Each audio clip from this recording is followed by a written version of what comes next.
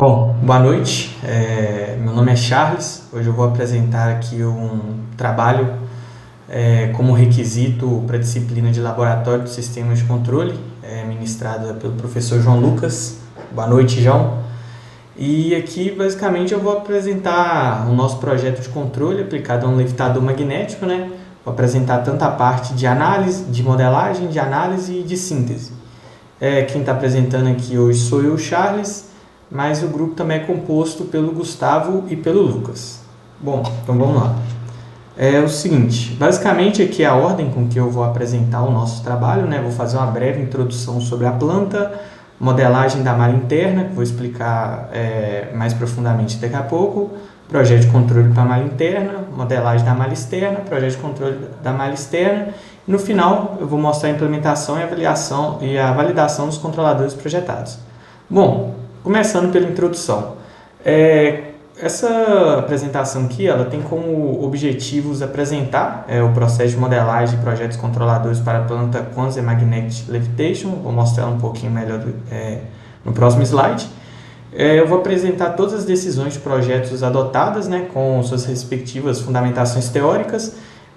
Inclusive, eu vou apresentar decisões que foram tomadas e não deram certo, e o que a gente fez para corrigir. Eu vou apresentar os resultados experimentais de simulação, principalmente os experimentais, e eu vou comparar os controladores obtidos neste projeto com os controladores fornecidos pela Quantum, visto que a Quantum ela fornece um modelo de controle para essa planta, né? Então, os critérios de desempenho do meu controlador é ser igual ou um pouco melhor que o controlador fornecido pela Quantum. Bom, aqui é uma foto da planta que a gente usou para validar esse projeto de controle, né? Basicamente aqui a gente tem uma esfera de metal que a gente controla a posição dela nesse gap aqui.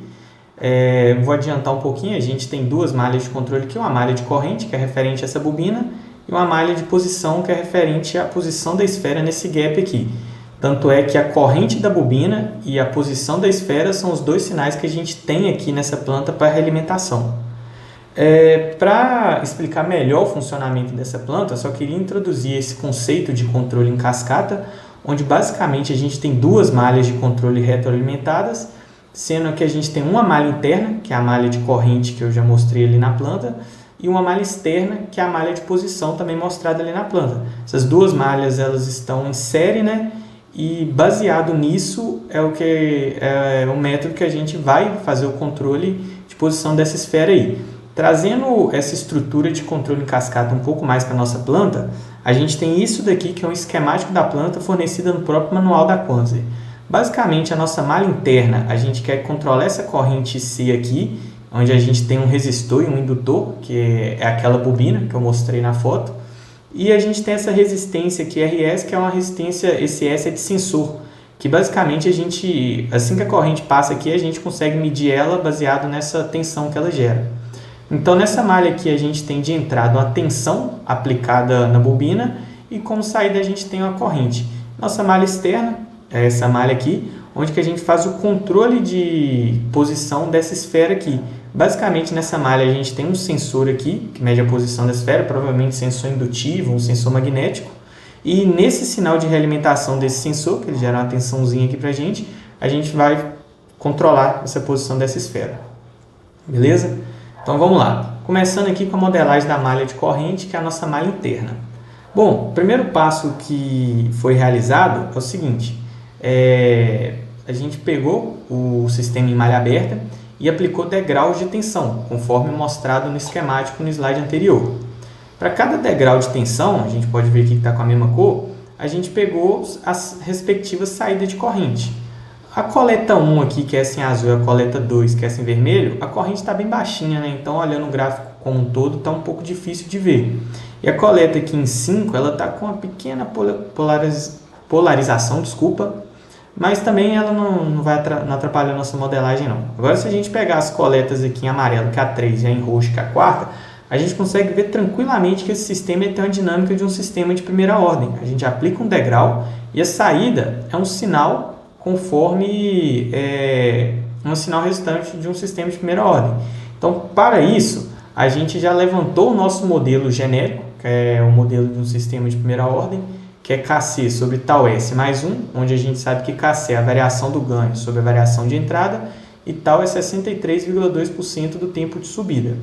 Como nós fizemos 5 coletas de dados, conforme está apresentado aqui, o valor de Kc final e de tau final, que a gente usou para modelar como modelo da planta, foi uma média dos 5 valores obtidos em cada caso.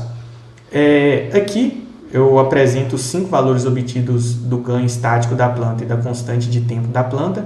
E uma análise muito importante de se fazer aqui é que os ganhos eles são valores muito próximos entre si. A gente vê aqui que o menor é 0,75 e o maior é 0,8. Isso quer dizer que em diferentes regimes de operação que a gente colocou a planta, que são degraus de amplitude diferente, ela tem um comportamento próximo de uma planta linear. Os valores de K e de tau foram bem próximos entre si. Então, para isso, a gente vai considerar que a planta é linear e, conforme já foi dito no slide anterior, a gente vai considerar uma média dos valores obtidos para K e para tau. Então, basicamente, o nosso modelo corrente de saída da bobina por tensão de entrada da bobina obtido foi esse daqui, conforme apresentado na equação 6. Tendo o modelo obtido, a gente consegue calcular os parâmetros do controlador, que vai ser a próxima etapa aqui da nossa apresentação. É o seguinte, o controlador que a gente escolheu projetar para essa malha, que é uma malha de primeira ordem, foi um controlador PID, e o método de projeto, a gente fez o projeto comparando o nosso sistema em ramo direto com o sistema que tem a dinâmica que a gente deseja. Vou explicar isso melhor aqui nos slides mais para frente. Mas basicamente é o seguinte, como critério de desempenho nós escolhemos 4, que é um sobressinal máximo menor ou igual a 35%, um tempo de acomodação em malha fechada menor ou igual a 2/3 do tempo de acomodação em malha aberta, erro nulo para entrada em degrau e erro igual a 0,01 para entrada em rampa. Esse overshoot aqui pode estar parecendo um pouco alto, mas isso aqui vai ser justificado lá quando a gente vai fazendo o controle de posição, porque o que a gente espera para esse controle de corrente aqui é que o controle seja rápido, porque isso vai ajudar a gente a linearizar a malha de posição lá na frente. Então, por mais que ele vai ter um overshoot um pouquinho alto aqui, esse cara aqui não vai atrapalhar a gente, porque a gente quer que o nosso controle seja rápido. Isso vai ser avaliado posteriormente. Bom, basicamente, quando a gente coloca um controlador PID em série com um sistema de primeira ordem, o controlador PID ele insere um polo no sistema de primeira ordem e a gente vai ter um sistema em malha fechada de segunda ordem, em ramo direto, desculpa. Então, o que a gente faz? A gente pega uma função de transferência de referência de segunda ordem, com esse modelo aqui padrão, através dos nossos critérios de desempenho de máximo sobressinal, o overshoot e o tempo de acomodação, a gente consegue calcular os parâmetros zeta e ômega n. Tendo os parâmetros zeta e ômega n calculados de acordo com esses critérios aqui de desempenho, a gente tem uma função de referência aqui que ela vai ter uma resposta ao degrau igual ao sistema que a gente deseja obter em malha fechada com o controlador. Então, tendo esses valores aqui, a gente pode pegar e levantar os ganhos do controlador. O primeiro ganho que a gente vai levantar é o ganho integrativo. Por quê? Porque a gente consegue tirar ele direto da resposta em rampa. A gente sabe que o erro em regime permanente para um sistema com um polo na origem, para entrada em rampa, é igual a A sobre KV, sendo que a gente tem que KV é igual a limite de S tendendo a zero de S, função do controlador, função da planta obtida. Manipulando isso daqui, tendendo S a zero, a gente chega que KV é igual a KI vezes KC. Esse KC que é o ganho estático da planta. Substituindo o valor de KV aqui, a gente chega nessa relação, que KI é A, que é a amplitude da rampa aplicada, que no nosso caso a gente aplicou a rampa de amplitude 1, erro, que a gente escolheu aqui nos critérios de desempenho, 0,01, vezes Kc, que é o ganho estático da nossa planta que a gente já modelou. Com isso, a gente obtém um KI de 1283,7. Tendo calculado KI, agora a gente vai calcular Kp e Kd. Bom, para calcular Kp e Kd, a gente vai usar aquela função de transferência de referência que a gente calculou lá atrás. A gente tem aqui a nossa lei de controle de um controlador PID, e a gente sabe que o erro ele é set point menos a saída, que a gente quer controlar, que no caso aqui eu estou chamando de y. Se a gente substituir esse erro aqui nessa equação 12, a gente obtém essa equação 14 aqui, que é a lei de controle de um PID, continua sendo com o erro desenvolvido, né? A gente já sabe que a nossa função de transferência modelada é um sistema de primeira ordem e a gente sabe que a função de transferência é saída pela entrada. Porém, nesse caso agora, a nossa entrada é a lei de controle de um PID, conforme é mostrado nessa equação 14 aqui. Então, basicamente, a gente substitui U pela lei de controle de um PID e a gente manipula isso de forma a obter Y sobre set point, ou seja, a nossa entrada aqui, que é o nosso set point, a nossa saída, que é o Y, dividido pela nossa entrada, que é o set point. Quando a gente manipula isso, a gente obtém um denominador assim, ó, para esse cara. E aí, como que os ganhos aqui vão ser levantados?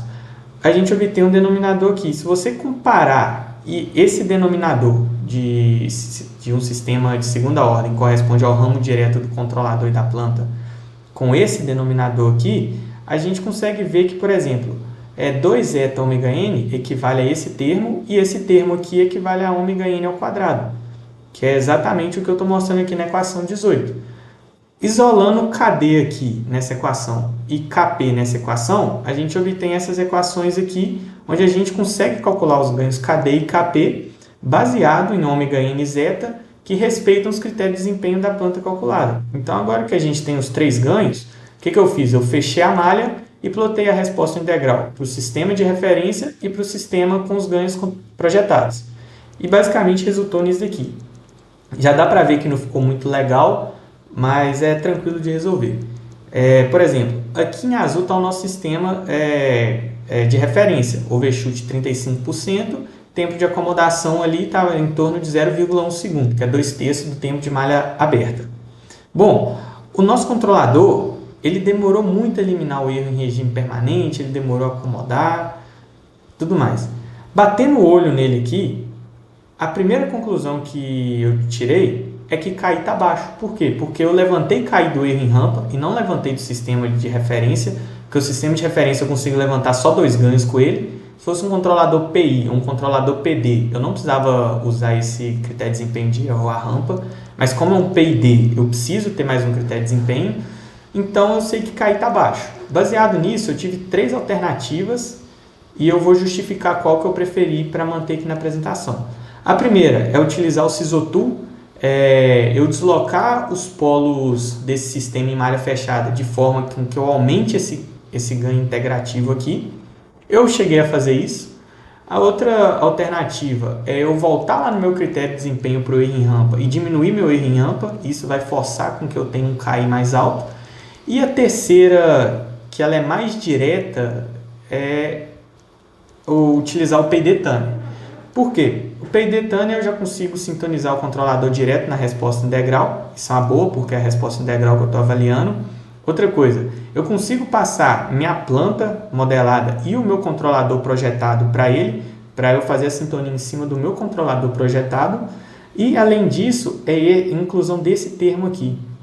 Como para validar o controle e para implementar ele, eu vou ter que fazer isso no Simulink, esse filtro de derivada aqui ele vai ser importante, porque a partir do momento que eu dou uma entrada integral no meu sistema lá no Simulink, quando eu estiver controlando de fato a posição da bola, essa derivada desse degrau vai tender infinito na subida do degrau. Então, esse filtro aqui de derivada ele impede que isso aconteça. Esse aqui foi o maior valor que eu consegui colocar.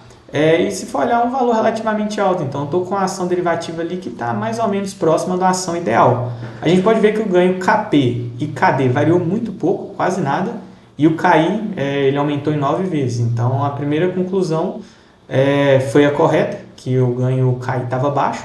E normalmente isso pode acontecer, porque conforme foi dito, a gente levanta os ganhos KP e KD com a função de referência.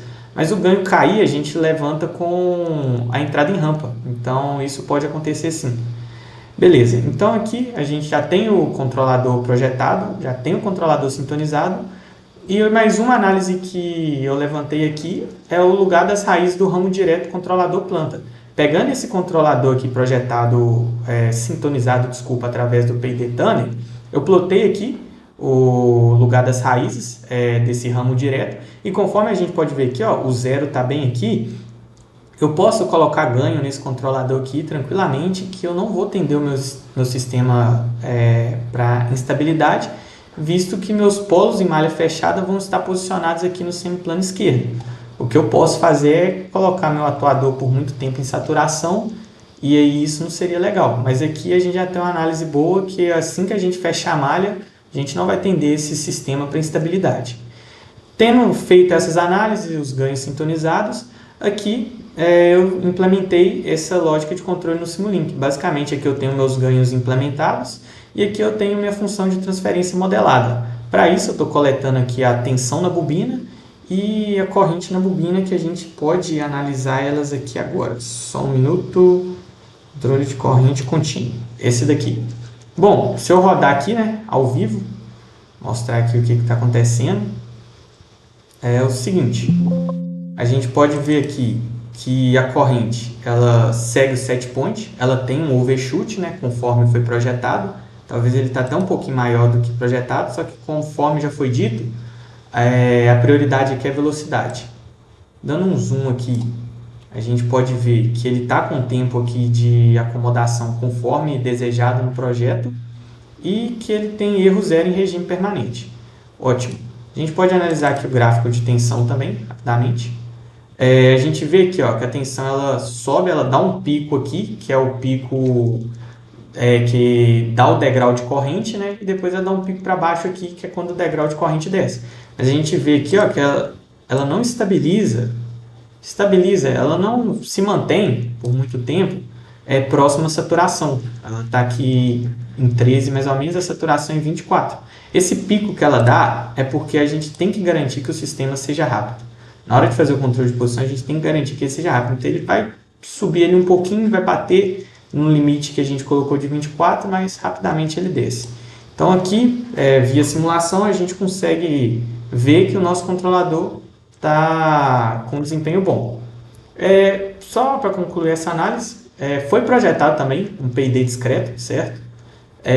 Que basicamente eu só peguei o meu PID contínuo e peguei a planta modelada, discretizei ela usando retentor de ordem zero e discretizei o meu controlador usando o PID Tanner e também sintonizei pelo PID Tanner, conforme pode ser mostrado aqui abaixo e está aqui no Simulink. Está aqui também no Simulink. Porque por mais que o nosso processo seja contínuo, né, o nosso controlador... por mais que o nosso processo seja contínuo, o nosso controle ele é digital. Então, em casos assim, é comum a gente ter que usar o controlador discreto. Porém, como ele teve um funcionamento igual do contínuo, tanto no simulado, igual eu estou mostrando aqui, quanto na prática, acabou que eu optei pelo contínuo mesmo, porque eu desenvolvi ele mais matematicamente. Mas caso não tivesse comportado igual, com certeza eu teria usado o PID discreto aqui, para continuar o projeto. Porém, como eu já tive tempo de validar e tudo mais, acabou que eu mantive o contínuo mesmo, porque ele está mais bem desenvolvido. Então, tendo projetado aqui o controlador, tendo modelado a malha, a gente já fez ali modelagem malha, modelagem e controle da malha interna, que é a malha de corrente, e agora a gente vai para a modelagem e controle da malha externa, que é a malha de posição. Bom, vamos lá. Primeiro eu vou apresentar o passo a passo aqui que a gente usou para a modelagem da malha de posição. Inicialmente, a gente tentou identificar o sistema utilizando essa toolbox aqui, ó, System Identification, que é basicamente a função ident do MATLAB. Através dessa toolbox do levantamento de dados, a gente conseguiu ver que esse sistema ele é muito não linear. E isso complicou nossa vida, porque o objetivo era com que a gente levantasse um modelo linear para a gente projetar um controlador para o modelo linear. Então, a gente descartou esse modelo levantado pelo ident, porque foram vários modelos e todos eram muito diferentes. Tipo, o maior intervalo de confiança que a gente conseguiu lá, o maior nível de confiança que o ident dá lá pra gente, né, que a gente conseguiu, acho que foi 18%, sendo que o ideal seria que fosse pelo menos uns 75%, 80%, né? Então a gente descartou essa modelagem pelo ident e a gente utilizou o manual da planta, conforme eu vou mostrar na referência, que ele permite com que a gente faça uma modelagem caixa branca dessa malha de posição. Então, basicamente aqui, eu só estou voltando o esquemático da planta para mostrar que até então a gente tinha trabalhado com essa parte de cima, que é a malha interna de corrente. Agora a gente vai trabalhar com a malha externa, que é esse carinha aqui embaixo, que é a malha de posição. Bom, vamos lá. Aqui eu só estou mostrando uma coleta de dados que eu fiz para tentar identificar a malha de posição. Obviamente, foi a coleta de uma entrada para uma saída. Aqui eu só concatenei tudo no mesmo gráfico para mostrar. Que eu estou mostrando 10 coletas, mas foram feitas acho que 20, 25, que eu fui tentando alterar os valores de corrente e tudo mais. Basicamente, eu dava alguns pulsos de corrente, coletava a sua respectiva saída e jogava no ident para ele modelar. Porém, conforme dá para ver aqui, ó, os pulsos de correntes eles estão deslocados, porque eu concatenei tudo no mesmo gráfico, isso aqui não tem problema, mas dá para ver que eles têm mais ou menos a mesma amplitude, eles têm a mesma dinâmica aqui. Dá para ver que a dinâmica de saída é totalmente diferente. Então, baseado nisso daqui, eu vi que não seria possível garantir um modelo médio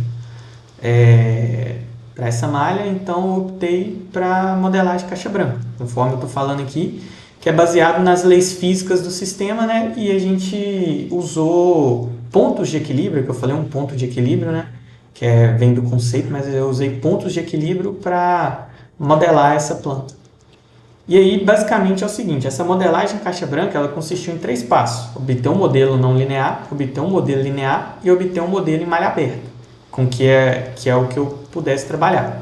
Bom, modelo não linear aqui, explicando de maneira sucinta, o foco aqui não é entrar no equacionamento matemático. A gente tem a força de atração aqui eletromagnética exercida sobre a esfera, que é o nosso Fc de T, e a gente tem a força externa atuando sobre a esfera, que é a força eletromagnética e a força gravitacional. Eu vou mostrar como que a gente compensa essa força gravitacional com ganho, e aí essa é a força aplicada sobre a esfera. Aplicando a segunda lei de Newton, que fala aqui que o somatório das forças é igual a massa vezes aceleração, a gente tem aqui uma equação diferencial não linear para o nosso modelo, onde esse Km aqui é a constante eletromagnética da da esfera, esse valor é fornecido pelo manual, Mb, massa da esfera, Xb e C são pontos de operação e G aqui é a aceleração da gravidade. Obtendo esse modelo não linear, a gente parte aqui para linearizar esse modelo. Basicamente, o que a gente faz? A gente escolhe pontos de operação, xb0, que consequentemente garante para a gente um IC0, o xb0 é um ponto de operação de posição, o IC0 é um ponto de operação da corrente necessária para a gente ter a esfera naquela posição. E baseado nisso, a gente chega nessa equação aqui que já é linear, já está no domínio de Laplace, né? Onde a gente tem que esse Kb, que é o ganho de corrente para a posição, e ômega-b, que é a frequência natural da esfera em torno do ponto de equilíbrio. Beleza, só que a gente consegue melhorar ainda mais essa equação aqui, 25, que basicamente é o seguinte, eu não falei lá no início do vídeo que eu queria garantir que o meu controle de corrente fosse muito rápido, eu queria garantir que ele fosse muito rápido para eu poder fazer essa consideração que está escrita aqui, ó, que a minha corrente na bobina, ela acompanha instantaneamente o meu set point, fazendo com que o meu controle de corrente na bobina seja ideal. Por que eu faço essa consideração? Porque assim que eu faço essa consideração, que minha corrente na bobina é ideal, eu consigo obter uma equação aqui linear, para que vai ser o meu modelo em malha aberta, né, da malha de posição, que é dependente dos parâmetros da planta, gravidade, ponto de linearização, corrente no ponto de linearização. Isso daqui é um resultado satisfatório para mim, porque agora todos os meus parâmetros dependem basicamente da planta. Eu não preciso calcular nenhum parâmetro para o meu modelo em malha aberta, que ele é dado pela posição da esfera no gap, que eu mostrei, sobre a corrente de entrada que a gente está considerando que vai ser ideal. Basicamente, a gente está considerando que o nosso controle de corrente ele vai ser muito rápido e ele não vai ter nenhum erro em regime permanente. Que a gente viu lá que não é nada muito absurdo considerar isso não. Porque por mais que ele tenha um overshootzinho ali, ele estabiliza e ele não tem erro em regime permanente. Fazendo essa consideração aqui, a gente obtém nosso modelo em malha aberta aqui da malha de posição, e a partir disso a gente pode calcular nossos ganhos, conforme eu vou apresentar aqui agora. Bom, em primeiro lugar, o controlador escolhido para o controle de posição foi um controlador PIV mais feed-forward com escalonamento de ganhos. E aqui eu basicamente justifico sucintamente por que foi feita essa escolha. O controlador PIV ele atua diretamente na posição da esfera, né, através da velocidade. Sendo que a posição da esfera é basicamente a nossa variável de processo. Então aqui a gente tem uma realimentação própria da nossa variável de processo. Então isso garante que a gente talvez consiga fazer um controle bom. A gente utilizou o escalonamento de ganho para compensar as não linearidades do sistema, porque como o sistema ele tem não linearidades, esse escalonamento de ganho ele basicamente considera faixas lineares do sistema, e para cada faixa linear que ele considera, a gente tem um ganho diferente. Então isso daqui vai ser mostrado também, que isso aqui garante os resultados bacanas para a gente. E por último aqui a inclusão da ação feed-forward, que ela é feita para compensar a força-peso da esfera. Então basicamente o meu controle PIV ele vai controlar somente a posição dela ali no gap. A força-peso dela, que é a força que ela exerce para baixo, ao contrário à força de atração, vai ser compensado por essa ação feed-forward aqui. E aí, basicamente, aqui eu desenhei uma estrutura geral do nosso controlador. A gente tem aqui o nosso controlador PIV mais feed-forward. Esse escalonamento de ganhos aqui, para o ganho KP, KI e KV, vai ser feito de acordo com o set point, com a entrada que vai dar aqui. Baseado nesse escalonamento de ganho, o nosso controlador aqui vai enviar uma ação de controle para o nosso processo externo. E aqui a gente tem a retroalimentação aqui de posição da esfera. Se a gente pegar e abrir esse bloco aqui, controlador PIV mais feed-forward, a gente cai nisso daqui, que basicamente é o nosso ganho feed-forward aqui, nesse ramo superior, nosso ganho integrativo, proporcional e o ganho de velocidade. Para a partir desses ganhos aqui, controlados, né, por uma lógica aqui de escalonamento, que eu vou mostrar como que eu fiz no Simulink, a gente conseguir controlar a posição da esfera, né, no gap, baseado no set point aqui. Bom, a métrica de projeto desse controlador. Basicamente foi a mesma métrica de projeto do PID. Porém, no PID eu tinha uma malha de primeira ordem e eu inseri mais um polo nela. Nesse caso, eu tenho uma malha de segunda ordem e eu vou inserir mais um polo nela. Então, em vez de eu comparar com o sistema de segunda ordem aqui, eu vou comparar com o sistema de primeira ordem. É a mesma coisa do PID, eu vou mostrar aqui. Os critérios de desempenhos definidos aqui para esse projeto foi um sobressinal de menor ou igual a 3%, né? Agora que não pode ter um sobressinal alto igual na corrente, porque o gap ele é bem pequenininho, a gente quer garantir que a bola esteja o mais próximo ali na posição de set point.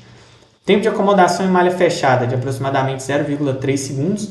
Por que esse valor?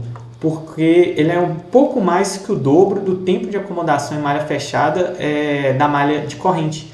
A gente não teve que considerar aqui, só um segundo, aqui, que o nosso controle de corrente acompanha instantaneamente o set point.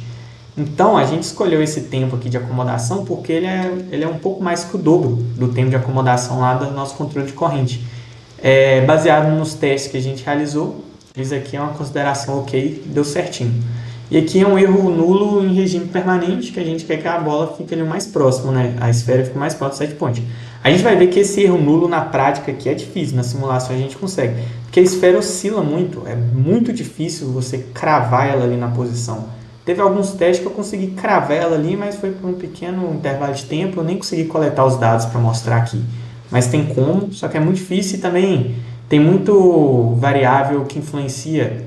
Às vezes o Maglev tem que ficar calibrando ele, e às vezes ele está descalibrado e funciona, então é um pouco difícil. Se estiver batendo vento ali, quando você estiver controlando a bolinha também influencia, mas dá para ter um resultado bacana.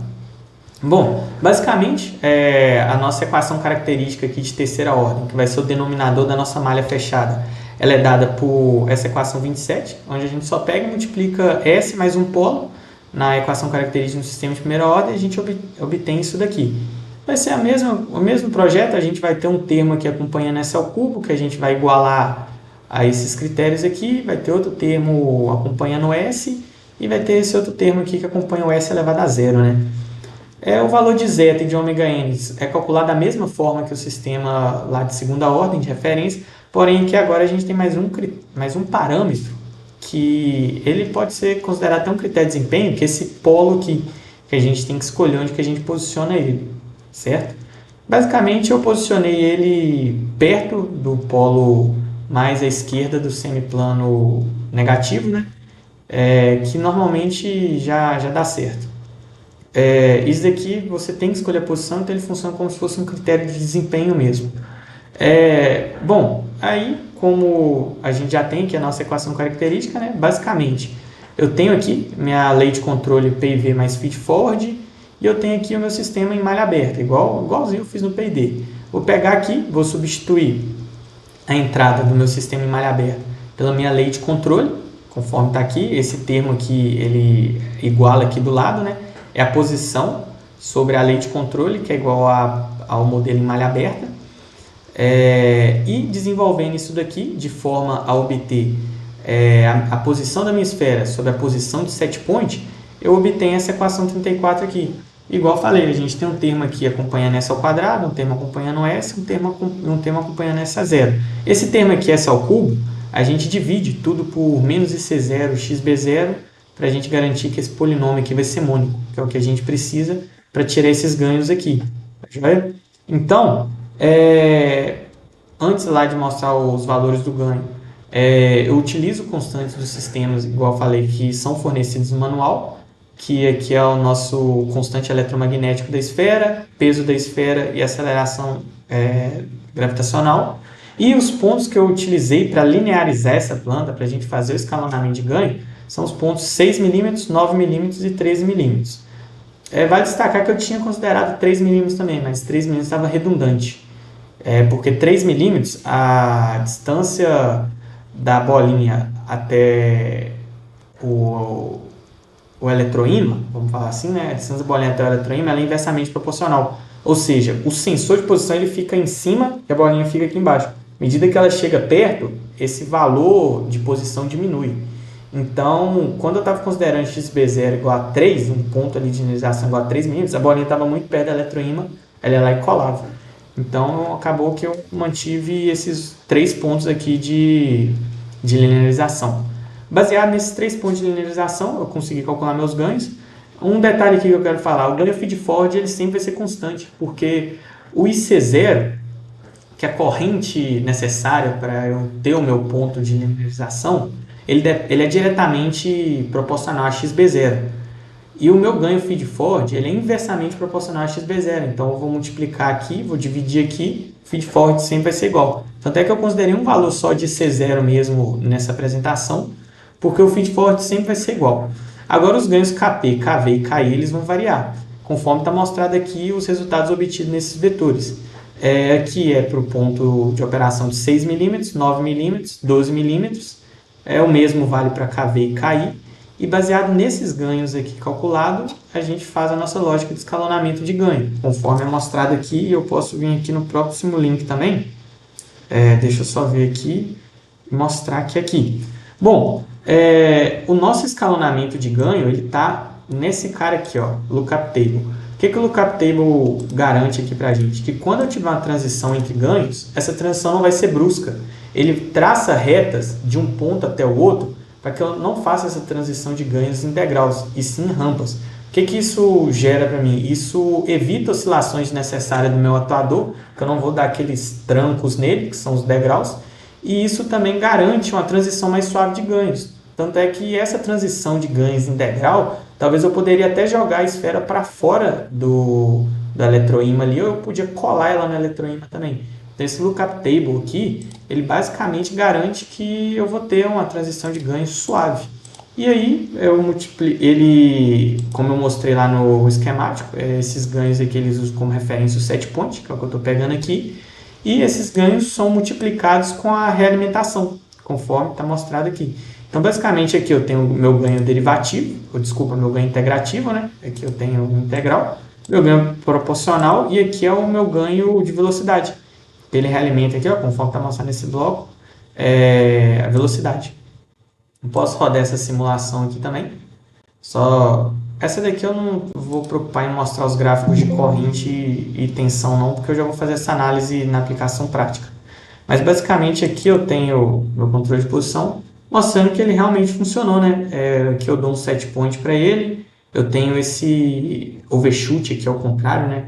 Que igual eu expliquei, o sensor ele mede inverso. Eu tenho esse overshoot que é o contrário, que é para tirar a bolinha da base, e aqui dá para a gente ver que a gente eliminou erro em regime permanente conforme esperado. Porém, todos esses resultados aqui até o momento são resultados de simulação. Só a título de curiosidade, né, como eu já falei, a Quantus ela fornece um controle para essa malha, e aqui a gente já consegue ver que, pela simulação mesmo, eu já consegui tirar um pouco de overshoot dessa transição aqui da bolinha, somente inserindo o escalonamento de ganho. No restante aqui, parece, né, que está igual, mas eu vou fazer umas análises que eu vou mostrar que não está igual não.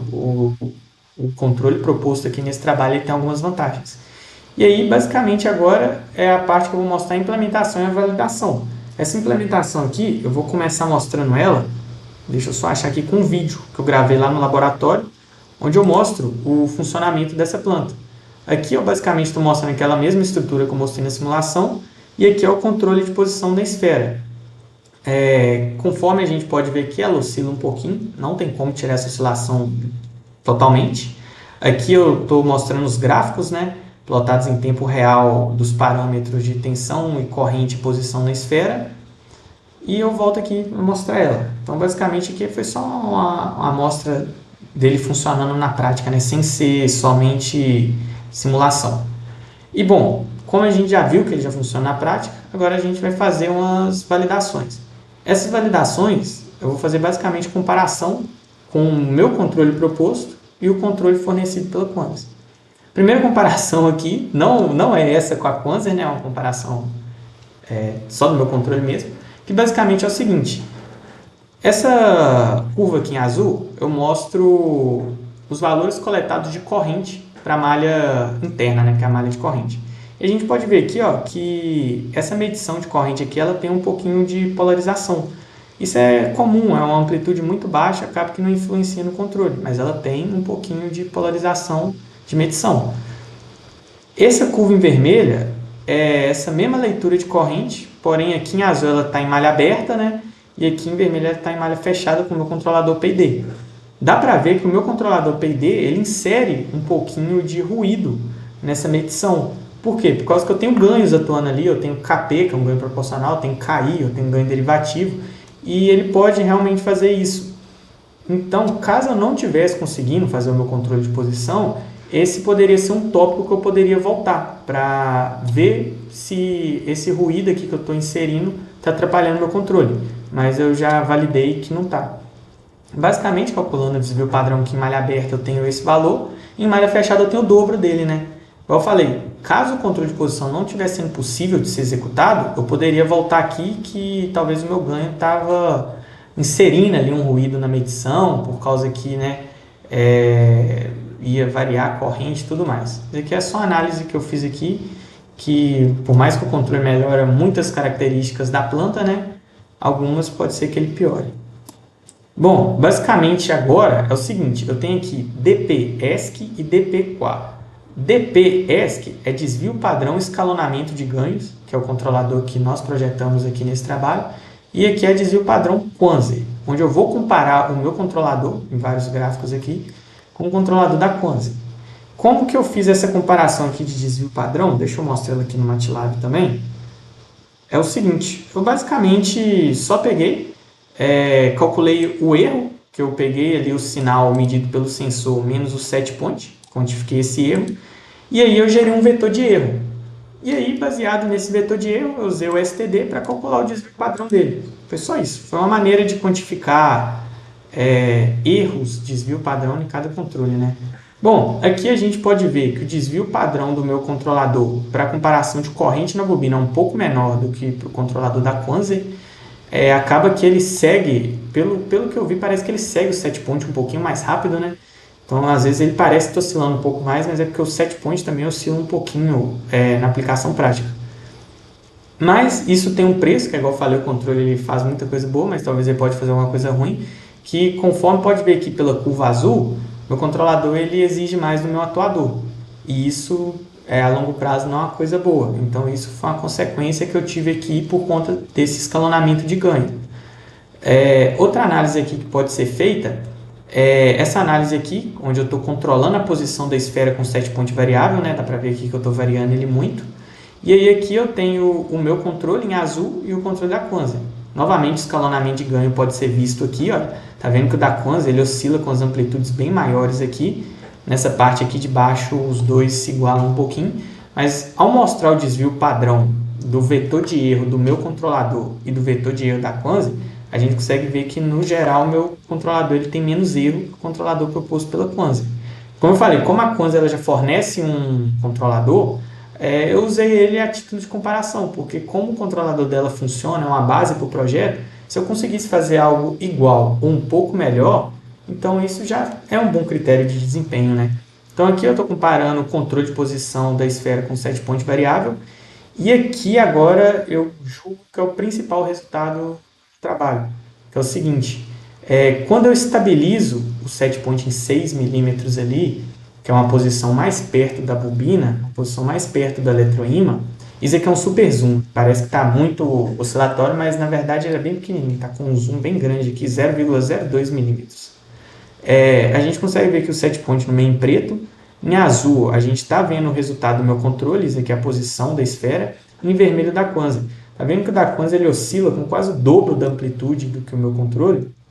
Isso daqui eu estou exemplificando a validade do escalonamento de ganho, porque a partir do momento que eu subo um pouco mais a esfera, o controle proposto pela Quanser começa a oscilar muito, conforme a gente pode ver aqui no cálculo do desvio padrão, que o deles teve o dobro, o desvio padrão do vetor de erro. Então, baseado no vídeo e nesses últimos resultados aqui apresentados, eu acho que a gente consegue validar o nosso projeto e mostrar que ele atingiu os critérios de desempenho que a gente esperava. E basicamente, para finalizar essa apresentação, eu coloquei aqui as 3 principais referências que eu usei. A primeira, obviamente, é o manual da planta, ajudou muito na parte da modelagem, da malha externa, e ela também fornece alguns parâmetros que a gente pode usar, como constantes, massa da esfera, mais algumas outras coisas assim. Aqui eu utilizei o livro do Astron, que é o Advanced Payday Control, que ele serviu para eu estudar o funcionamento do controle PIV, e eu usei esse artigo aqui, que é de um projeto de escalonamento de ganhos, para entender essa dinâmica aí da gente fazer o escalonamento de ganhos com rampas. Então, basicamente é isso. Eu agradeço muito pela atenção aí no vídeo e obrigado.